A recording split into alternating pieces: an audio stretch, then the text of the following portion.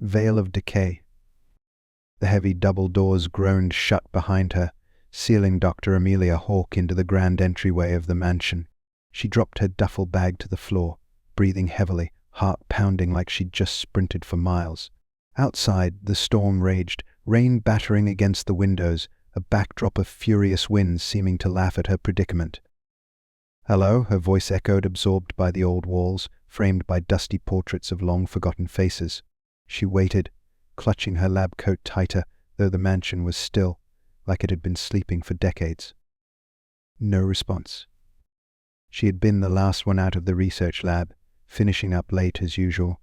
Her colleagues were always quick to pack up for the day, but the research never stopped for Amelia, not even at midnight. That was why the emergency alarm blaring and the notification of a containment breach had barely registered. Containment breaches weren't exactly uncommon here. But tonight felt different. The lab was empty when she'd left. As she ascended the iron stairs leading to the upper wing, she heard a faint guttural sound, something she could only describe as unearthly. Her stomach tightened, but curiosity edged her forward.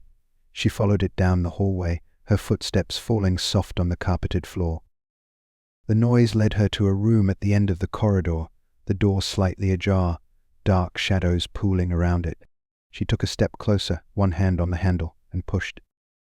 Inside, the air was thick with decay. Old files and research materials were scattered across the desk, and a series of containers lined the shelves, filled with murky liquids and unrecognizable tissue samples.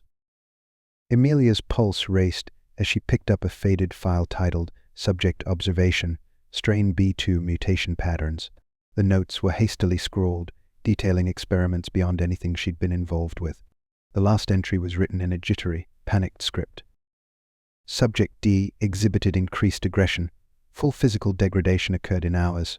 No longer containable. We are leaving. Amelia could feel her hands trembling as she read the words. The mansion was abandoned. She was the only one left. The lights flickered, then dimmed, leaving her in the eerie glow of the emergency backup.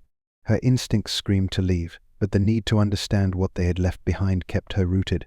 Whatever happened here was only the beginning, and she needed to survive long enough to unravel the truth before it was too late.